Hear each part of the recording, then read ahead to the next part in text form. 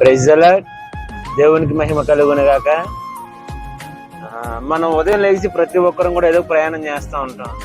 ఏంటంటే ప్రతి మనిషికి కూడా ఏదో ఒక ప్రయాణం మన జీవితం స్టార్టింగ్ నుంచి, అంటే ఉదయం నుంచి సాయంత్రం వరకు కూడా మన జీవితం కొనసాగాలి అని అంటే మనం బయటకు వెళ్తేనే కానీ పని జరగదు. వెళ్ళాలి అంటే మన ప్రయాణం కొనసాగాలి. అంటే ఒక్కొక్కరు ట్రైన్ మీద కావచ్చు, లేకపోతే బండి మీద కావచ్చు, కారు మీద కావచ్చు. అంటే ఎవరి ప్రయాణం వారు ఉదయం లేచిన నుంచి మరి రాత్రి ఇంటికి వచ్చేంత వరకు కూడా ప్రయాణం చేయాలి.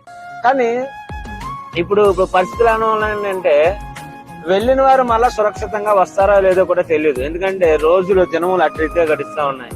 కానీ దేవుడు ఈ ఉదయం మనకిస్తున్న బ్లెస్సింగ్స్ ఏంటి అని అంటే 121వ కీర్తన 7-8 వచనాలు ఈ రీతిగా రాయబడి ఉన్నాయి.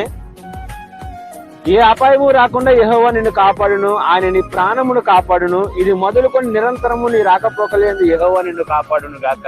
చూడండి ఎంత చక్కటి వాగ్దానము.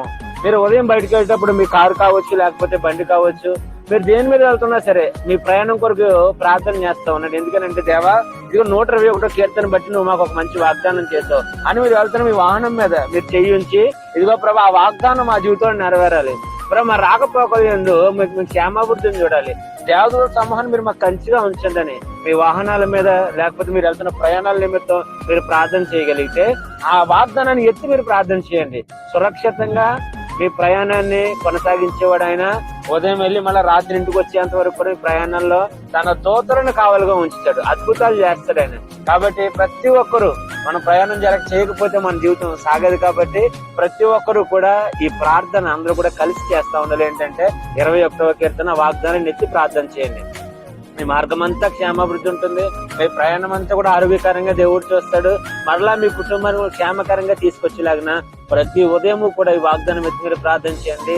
మిమ్మల్ని కాపాడుటకు ఆయన తన దూతలకు ఆజ్ఞాపించి ఉన్నాడంట. గొప్ప మహిమ కలిగిన వాడు ఆయన.